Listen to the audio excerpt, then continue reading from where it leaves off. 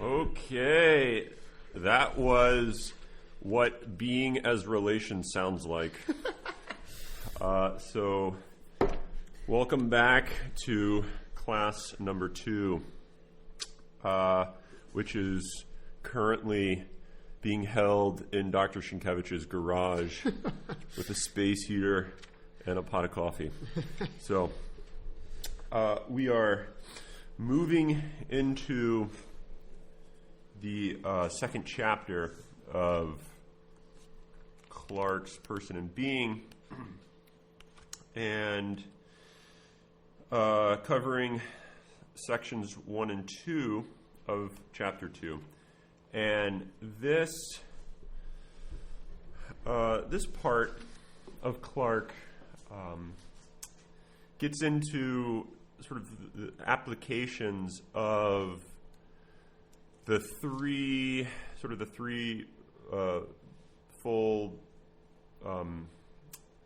notion of being as self-communicative, relational, and communal that we saw in the last chapter, and he's applying it to the person, specifically, as he says, the human person. Mm-hmm. Okay, so section 1 of chapter 2 is looking at the meaning of person in light of that prior metaphysics we talked about. And then section 2 is to transition into person as human.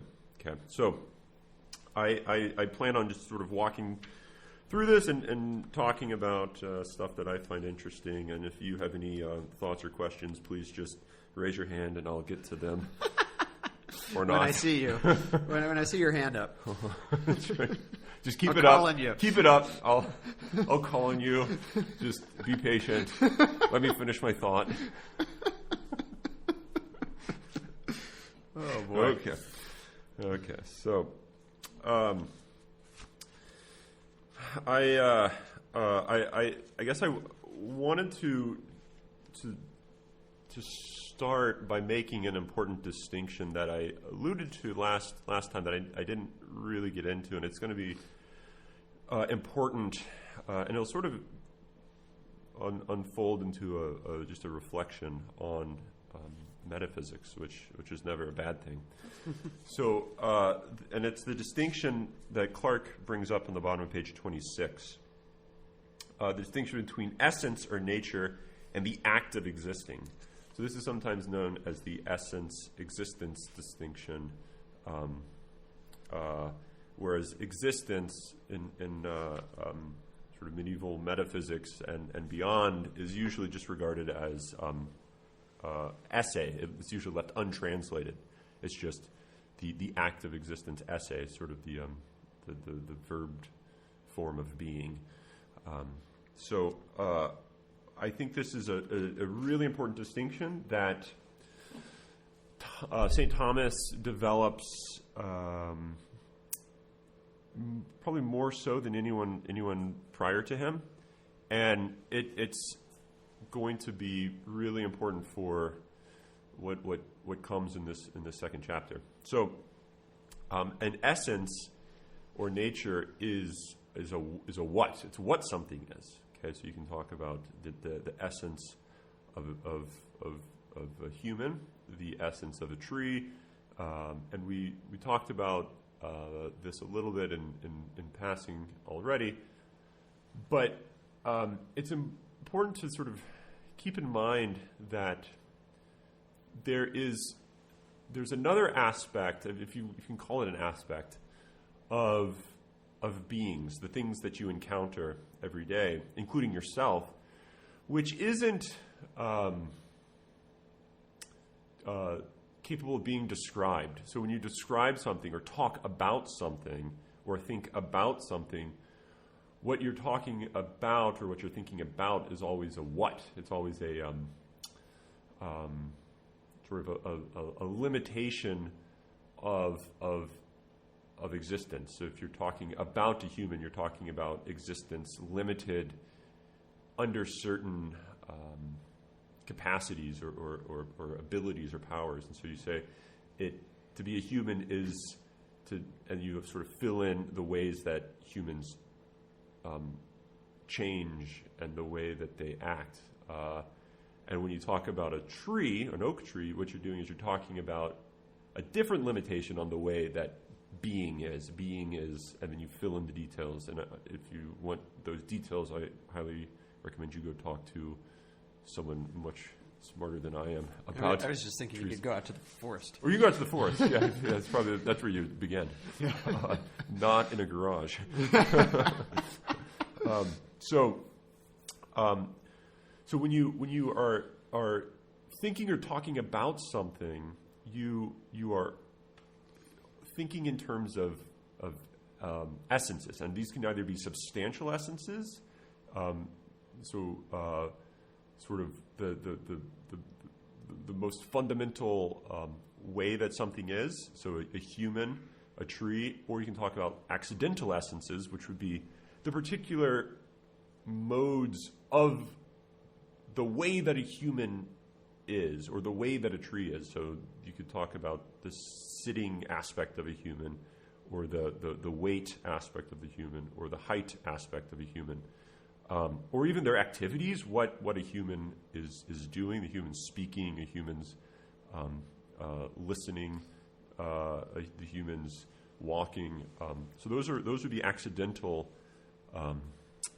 sort of limitations on the human existence. Human nature itself is a limitation on just pure being or essence, or esse. But then what that sort of pushes you to is there's this really fundamental but uncharacterizable in itself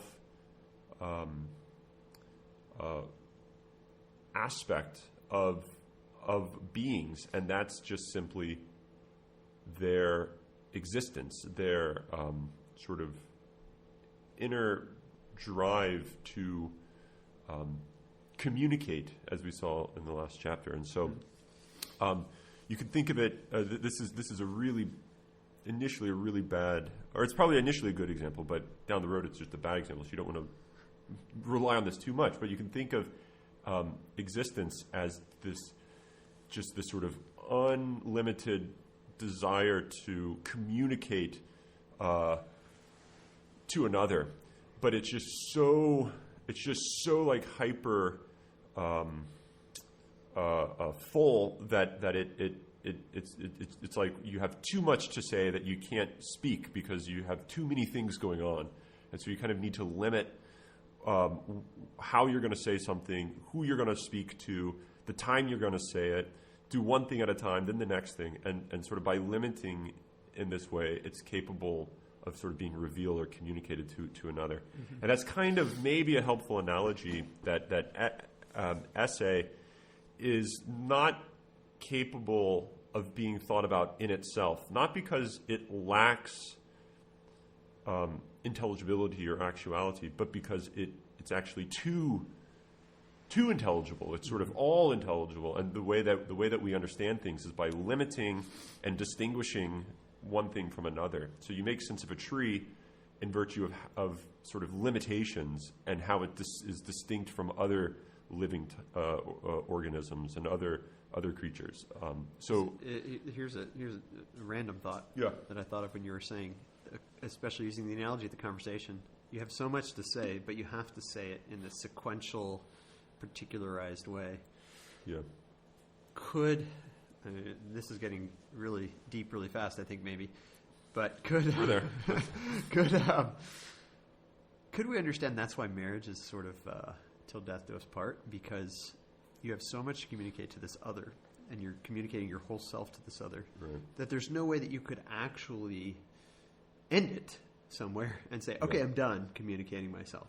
Right. It just keeps going and going. And because you have to sequentialize it, it has to take all this time. And you have to live together. And you have to spend lots of time together.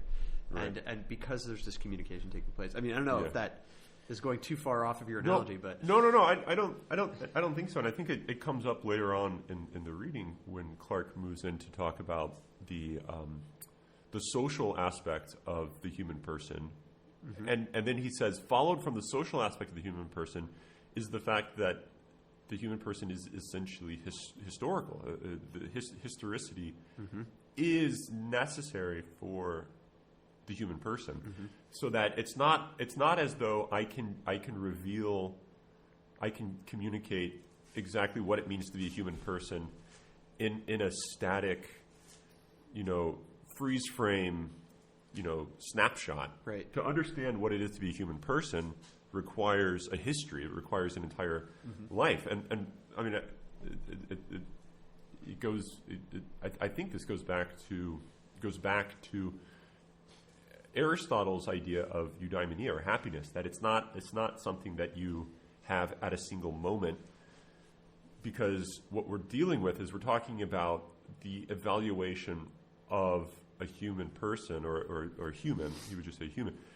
But to evaluate a human is not to evaluate a human at a particular moment, but the human in its entirety, in its sort of whole life. And so you need to see how an individual's life has gone and is going to go in order to make sense of whether that person is happy or not, or is flourishing or not. If they have a good life, how do you know if someone has a good life? Well, you have to sort of look at their life.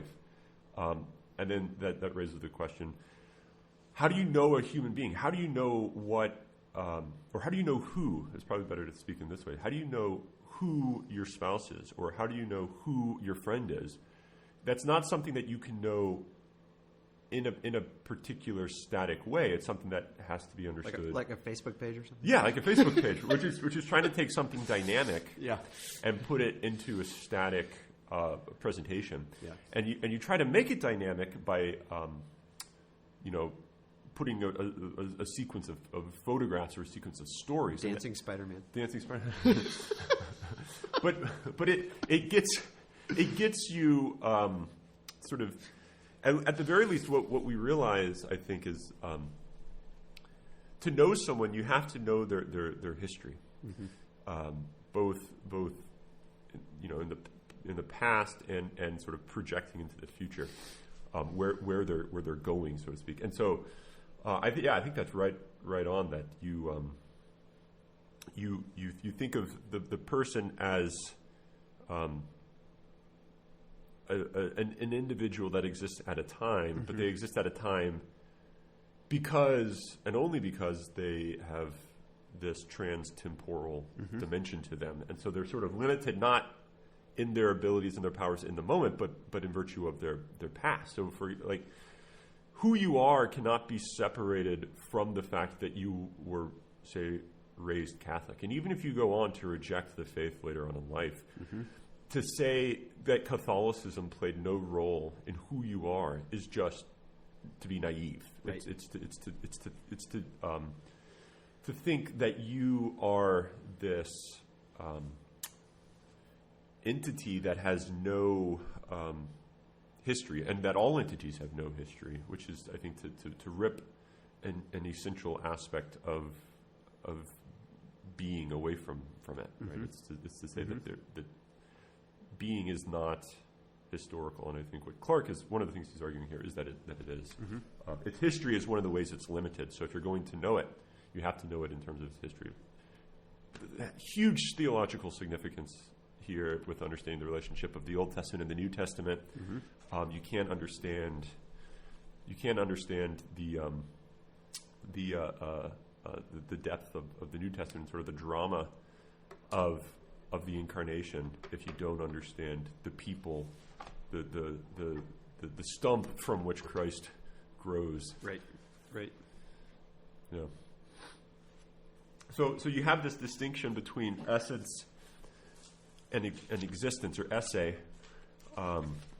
there's another analogy that St. Thomas uses that I think is an incredible, beautiful. It's actually a very mystical sort of analogy. St. Thomas isn't always prone to mysticism, at least in his academic philosophical writings, although I think in his personal prayer life, spiritual life, sort of off the page, he was a very sort of a mystically oriented. When you read his hymns and things, you get a depth of metaphysics that you don't see when he's treating it systematically. But he uses the example of being as light, and I think that's probably for my money, that's the best analogy we can give. But you have to understand light in the way that it was understood historically. That light wasn't a thing to be seen, right? So it's not like you see light. Light is that by which you see other things. But yet you know its presence, and in fact, light is what's required for there to be like perceptual presence. For there to be perception requires light, but it's that which you exactly don't see because it sort of gets out of the way and lets you see the object, not the light. And I think that's what being is, or esse is. It's the light of things. And now you don't see being itself.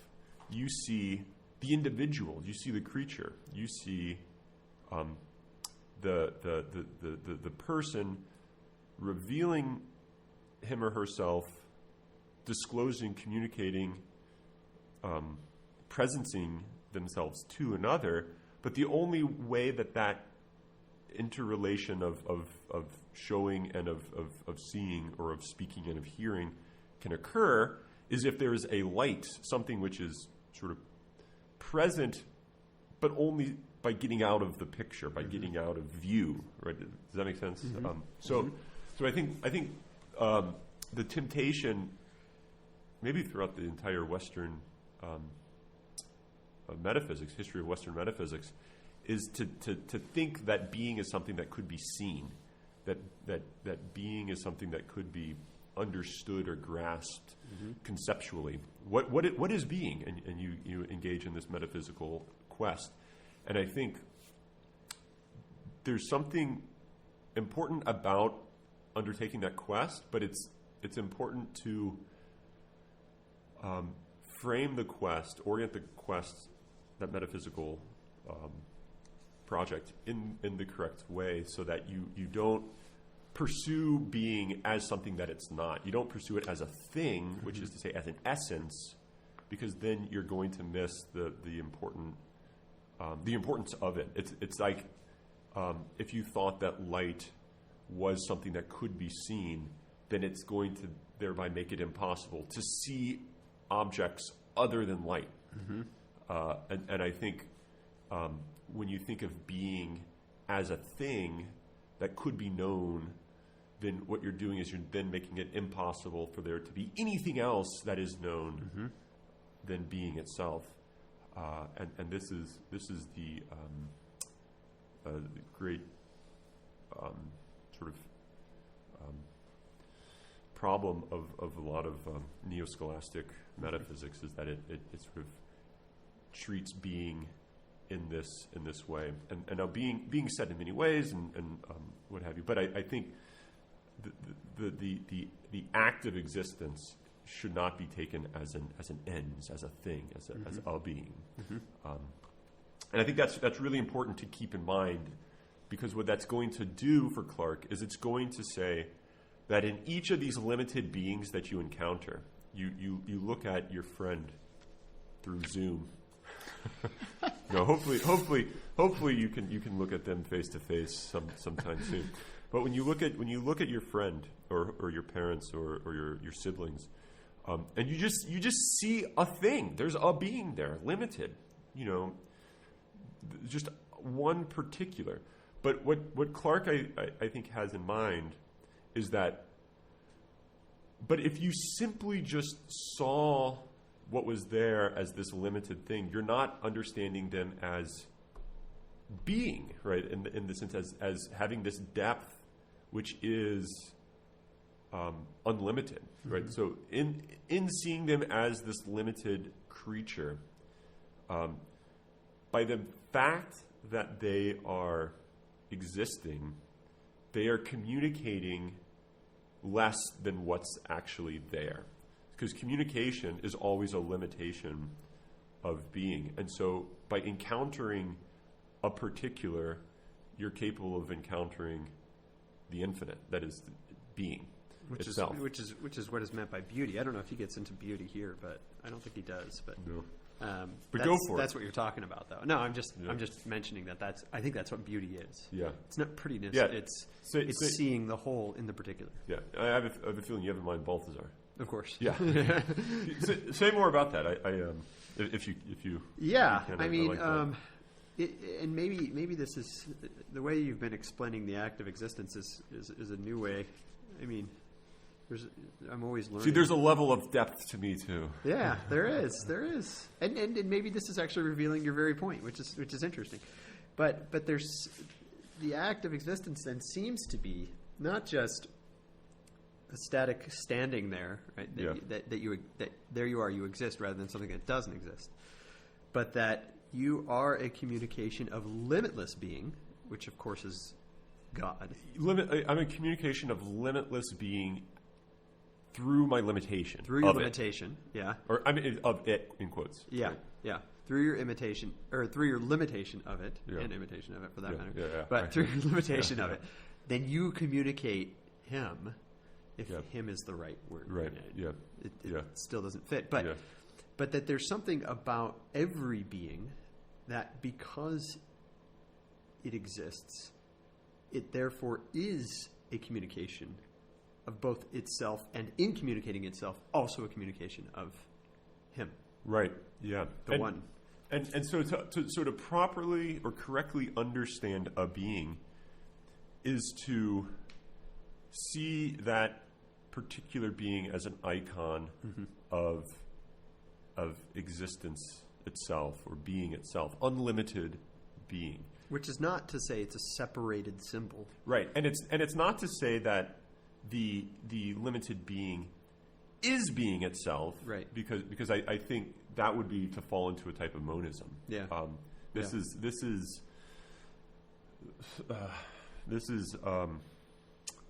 going to bring us to the depths of the depths. That you don't want to think, what's being said here is when I look at the world and I see things, I realize that they're being, and all things are being, and therefore all things communicate being, and not just communicate being, but in some ways they are, and so therefore what things really are is one. And I think this is maybe the temptation that Plotinus fell into, is this recognition of really the oneness of all things, and you have to sort of transcend the multiplicity to see things as they really are, which is to say as the one. And I think that temptation is a great one in virtue of sort of metaphysical thinking. But in light of what Clarke does here, he points out the notion of person is itself the perfection of being. So when you think about being is not an isolated reality, so to speak, but it's communal.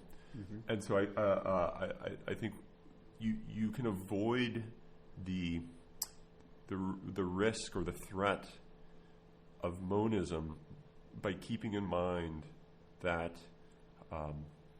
what's going on in this reflection on being is that you find there can't be a danger of monism. There isn't a danger of monism as long as you always keep before your eyes that to be is to speak to another. And so there can't even be speaking to if there is only one. And he says this somewhere He says it at the beginning, but he says it nicely towards the end somewhere. I'm flipping through. Well, he does talk on page, as you're looking for 38. Oh, okay. You found it. 38. I love this. Oh, and he brings up Plotinus. This is great stuff. Well, he brings, this is one spot, but there's another spot I can find. Thus, to be a human being, as St. Thomas phrases it, echoing Plotinus and several of the early Christian writers, is to live on the edge, on the frontier of matter and spirit, time and eternity, to be an amphibian, as the Greek fathers put it. I think that was Gregory of Nyssa. Didn't he talk about an amphibian? Either him? Yeah, no, I think it's him. I think you're right. And that we're the next paragraph down on 38. That we're social, but somewhere else he talks about our this being something that we see in the Trinity. We've learned from the Trinity as well. Well, he does. I'm trying to find that. While you're looking at that, on page 20, going back to the original last time. Yeah. He talks about self-communication and receptivity as being a primordial dimension of reality as a whole. And he says receptivity as such, bottom of page 20, as such should be looked on not as essentially a sign of imperfection, of poverty, of potentiality in the receiver, if we've tended to look on it, although that's true in the created realm, right? But as in itself a positive aspect or perfection of being. Mm-hmm. Right, and so there's some sort of an understanding that, and he brings up the Trinity here, specifically the second person of the Son and the third too, that they are of absolutely equal worth and perfection, and yet they are the reception of being from the Father. So there's something about communication that's taking place in the Father that, in a sense, requires, if you want to put it something like that, right, requires the Son. Yeah, and. We got into this last time.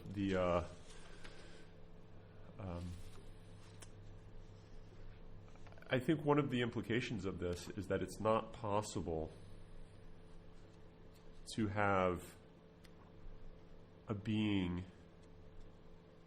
which is, as you sort of said poetically, I forget who says this, a being that's an island, that's in isolation from all others. Mm-hmm. And in some ways, that was seen as the paradigm of being, that full being, true being in antiquity, Greek thought was independence. It was capable of relating to another, but only because it had its own grounds on which it can stand, and those have nothing to do with others. This is very sort of Western today too, right? I mean, I elect to be in relation with those I elect to be in relation with, but I am me. Right. It seems that we have not perhaps embraced Christianity as it has been revealed, but instead are still stuck in a Plotinian oneness. Yeah. And seeing independence as being the perfection. Right. And especially when you what you have in Plotinus is oneness is perfection, but the way that he saw the oneness as perfection is in the push to bring all things into the one, up to oneness, so to speak, and so that man isn't a microcosm of the world, but man is sort of the man properly understood as all things is the world, right? Whereas in modernity, specifically in regards to political philosophy in modernity, you get man is a microcosm of the world, such that the world, in the Platonian sense, is one, and therefore man himself is to be understood in the way that you understand the world. Man is his own world, put it that way. So that the way that Plotinus thought about the world, or thought about being, is it's this isolated one unto itself. The modern political theorists say man's that way, and this is the source, I think, of a lot of modern political thought, that you have these individual rights because you are the orderer of your own world, because nothing else you don't need to go out of yourself to another, and in fact, by doing so, a lot of them said you forfeit your freedoms, you forfeit your goods, and the question was, is it legitimate to forfeit some of your freedom for other payoff? And for political reasons, they said yeah, and you construct contracts by which you have people forfeiting freedoms for the sake of a greater good. But I think it's always recognized in terms of an initial forfeiting of something, a giving up of something that in some ways should be yours in the first place. This isolation, independence. I depend on based other on people. That anthropological assumption that you are your own world. Right. So I give up things for others, or depend on others, only because there's something that's going to, some benefit will result from that. So I think there's political implications of this metaphysics, and I think you can sort of definitely see he's trying to get a metaphysics sort of retrieved. He's trying to retrieve a metaphysics that is not individualistic. It's not atomistic. And once you do that, you now have a new anthropology, a new philosophy of man, which is going to give you a new politics and a new ethics. Right? You're going to get a completely new way of thinking of politics, such that your ends are not simply yours, but they're communal ends. My end are our ends, right? So the end of an individual life is the end of a communal life. So this is quoting Schmitz here. The quote Schmitz, or you could quote Genesis: the two shall become one. There you go. So, right? So it's I don't succeed, my wife doesn't succeed, we succeed. Right? So if I fail, she fails. Right. This is why, like, if I screw my life up, I screw her life up. Right. And I think that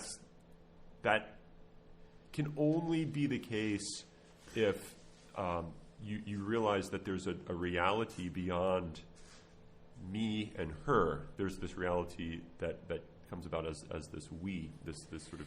This is why the drunk revelers on the beaches of Florida, exactly, who don't care if they get coronavirus or not, think that that'll screw me up. They don't realize that they're going to kill the old man next door, and they don't realize that the old man next door is their life. Yes, that is the life of your neighbor is your life.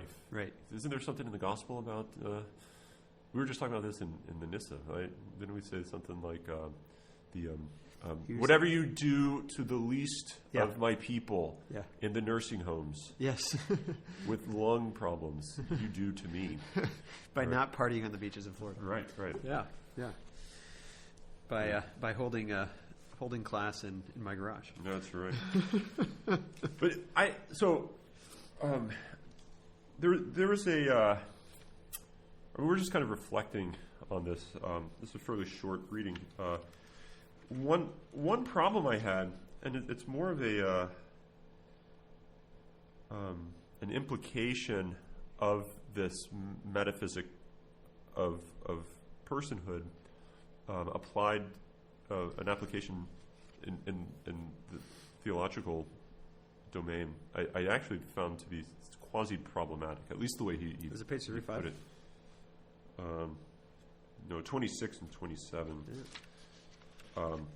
But he is right to sort of harken back to Ratzinger that top of page 26. The most urgent pressure for a new understanding of person, or an understanding of person. So the most urgent pressure came from Christian theologians to explicate more precisely the two central Christian doctrines of God as triune. Right. So the two central Christian doctrines, that is the Trinity, and he goes on, and the incarnation, are the two doctrines that spark this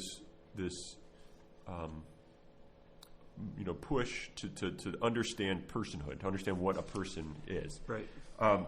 And the way he goes on to explain this, I don't like at all. The owners. So I think in virtue of stuff he says, he shouldn't like it either. Right? Yeah, I mean, he puts quotes around it, but I don't know that that's enough. Yeah. So going on. Thus, Christ is one divine person owning two natures, whereas God in himself is one divine nature owned by three distinct persons. I mean, in the interesting way to put it, but I think that it's awfully too close to Nestorianism for me. On the next page, 27, and this is just me. If you're not sure what Nestorianism is, you can hit pause and go look on Wikipedia or something and figure out. But on the top of 27, to be a person in its own right, such a nature would have to possess or own its own active existence.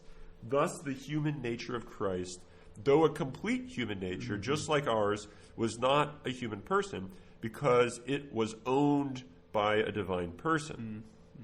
On the margin, I wrote, yuck. Because the notion of owning seems to require that there's something to be owned, right? And it seems to be making the human nature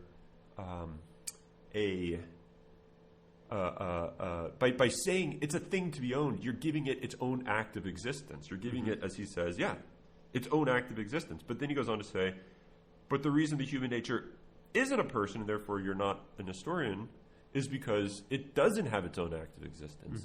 So I think instead of putting it as he does, that the divine person, the Word, the Son, owned that human nature, I think it would be better to say that it like was human natured, right? That was the nature of the Son, rather than it's saying. I mean, now there's really no good way to talk about the hypostatic union, right? And so I don't want to. He would probably agree with all this, but I think it's it seems that this inclines one in a significant degree to think, oh, you have this human nature, and it has its own active existence, and then it's owned by the Word, and therefore it doesn't have its own active existence. But that just doesn't. I mean, that's a contradiction in the bad sense of contradiction. Right. It's not a paradox. That's just to say that it has its own active existence, but it's not a person because it doesn't have its own active existence. And you mean the exact same, right? Exact same thing. No. All right. So. Yeah, because he seems to put way too much weight now. Oh, so he had it in quotes on the page 26. Yep. He moves it out of quotes to page 27 and puts a ton of metaphysical weight on it, saying that the reason that the divine person is hypostatically united to man is because he owns whatever that means. Right. But that seems to, I think you're right. It reifies the human nature, makes it into a thing, and it makes it separate from personhood. Yeah. And then I think it makes Christ's human nature not like. Well, I mean, so here's one of the not identical to him. Yeah. It right. It makes it not identical. It becomes like a puppet. I mean, you own a puppet, don't you? I mean, suppose you're a puppeteer. Maybe most of you don't own puppets, but if you do own a puppet, then it's this distinct thing that you own that you can act with, and right. But I think what you want, and not just what you want, but what's revealed right. in the incarnation, right. is that God himself is in the flesh. Right. Not owning something. He's not owning flesh. He is flesh. Yeah. He becomes flesh. Yeah. Yeah. And it, you don't get that here. But I think he would agree with everything I'm saying, because he's very clear about the one act of existence, the single esse view, which Gorman discusses in his fabulous book on Thomas and the hypostatic union. Yeah. But it becomes almost contradictory.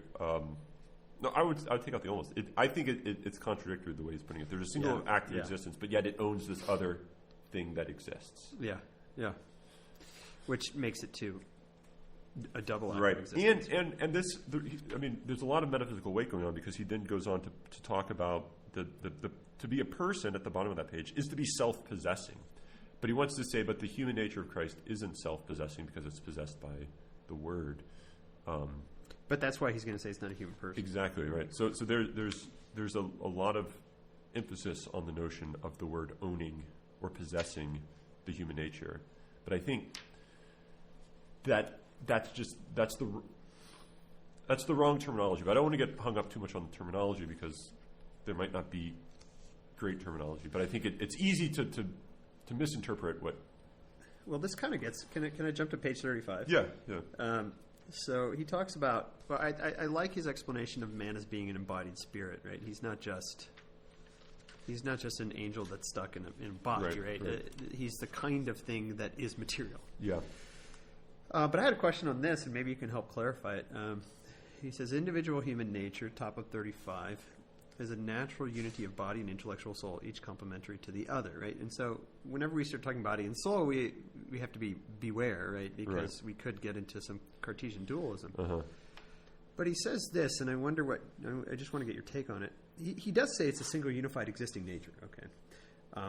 But he says that the soul must possess its own spiritual act of existence, transcending the body, which it then, quote, lends to the body, so to speak, drawing the latter up into itself to participate in this higher mode of being as his necessary instrument for the soul's own journey of self-realization through the material cosmos as embodied spirit, which I like the idea of self-realization through the material cosmos. I think that's really good. But do we want to say the soul has its own act of existence and that it lends this to the body? And then once he says that, notice later in that paragraph, he says it can retain this existence even when separated from its bodily partner in death. And so this is going to kind of lead to this ability, if you want to put it that way, or separation of soul sort of thing that I'm not totally comfortable with. So I think he's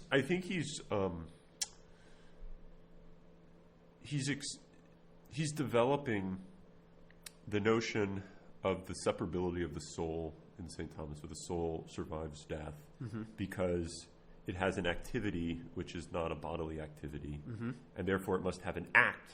It must be.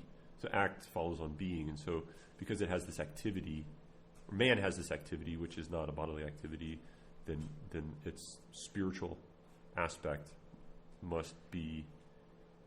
But is man identified with his act of existence? His act. No, I think man, existing man, is his full nature. Okay. Right. So his full existence. So I think is the soul a man? No. Yeah. So you don't have a man. I think. I mean, there's a hot debate about this. Yeah. You're definitely coming down on one side. Yeah, but I think the soul of man is not a man, but it is as form act. Right. Yeah. But then there's a question: is form? I don't think is the same. This is another hot debate. It's not form itself. Isn't esse. Form and matter are the nature which sort of receives esse. Right. So So I mean, the relationship between form and esse is another really sort of difficult, hot metaphysical mess. Do you think he's coming down on the side here? Well, it seems what he's saying is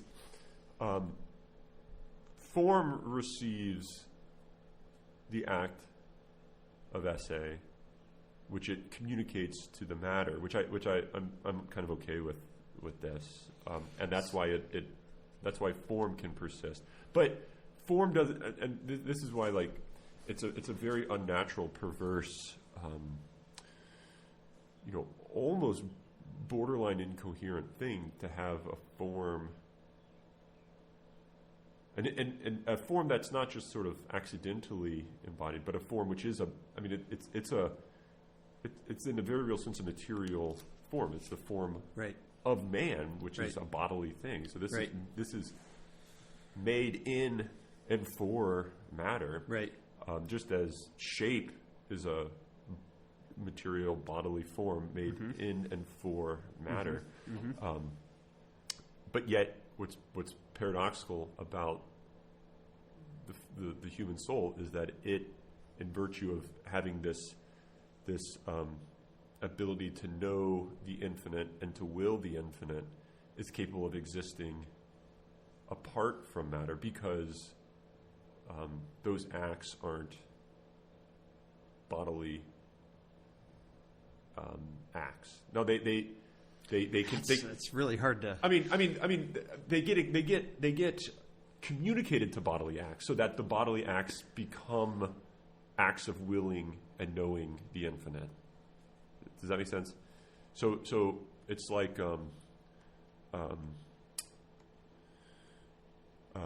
this is the example I've been using recently. You have shapes of ink on a page, and those shapes don't have a meaning in themselves, but they can receive a meaning in virtue of language users. And so those shapes sort of get drawn up the scale of meaning, or up the ladder of being, in a sense, to be able to participate in a non-physical reality. So physical shapes can participate in a non-physical reality in virtue of this higher activity of language users. And so then when a human makes noises, say I'm making noises right now, those noises in some sense in themselves are meaningless, but I'm capable of sanctifying them, or I'm capable of making them informed with a higher orientation, a higher meaning. I think what's going on with the soul is something similar to that. So the soul is the act of communicating to matter a higher meaning, so that you can actually make a spiritual thing out of I don't want to call it meaningless matter, but out of matter, right? You make a spiritual thing out of matter. And now this is why man is so freaking paradoxical, is that, and he says this, he's got a foot in both worlds. He's got a foot in the spiritual, and he's got a foot in the material. And that's not to say like, oh, half of him is here and half of him is there. So even saying he's got a foot here and a foot there, I think, is wrong. But rather, what you get is a single reality, which is spiritualized matter, and I think that's really, really confusing. But we encounter this all the time. You're encountering it right now in understanding these noises that are coming through the vibrations of your speaker. How in the world can you be thinking about the most important aspects of the human life at this very moment in virtue of speakers shaking? right? Somehow they had become spiritualized by the activity of something higher. And so I think soul and human body are where the spiritual and the material come together into a single unity, such that then the man can communicate that higher meaning to the rest of reality. And now, I mean, we're going to do this. So I think what you have with that understanding of the relation of soul to body, it imparts on man a type of I don't know if you want to say obligation, but an end as a spiritualized material being, to then bring all matter to the heights of spirit. So man, in virtue of being a knower, a material knower, right? A knower of matter, he's capable of bringing all things that lack intelligibility in themselves to him, and therefore to beyond matter. So he kind of Clarke kind of talks about this a little bit. I don't think he goes quite far enough. I really like what he says about the human will and the human intellect on 36. Yep. The human will being oriented towards the infinite good, and nothing other than the infinite good is going to fully satisfy him. That's why man can be known to not just be material. Man, in some ways, is oriented towards the infinite, and therefore he, in some ways, has like a share in the infinite, and by virtue of his will, and he also has a share in the infinite by the virtue of his intellect. And we even saw this with Aristotle a little bit about the passive intellect seems to be this sort of prime matter, an analogous sort of prime matter to know all things, and its perfection, its fulfillment comes by way of its coming to know, by actualizing that potential.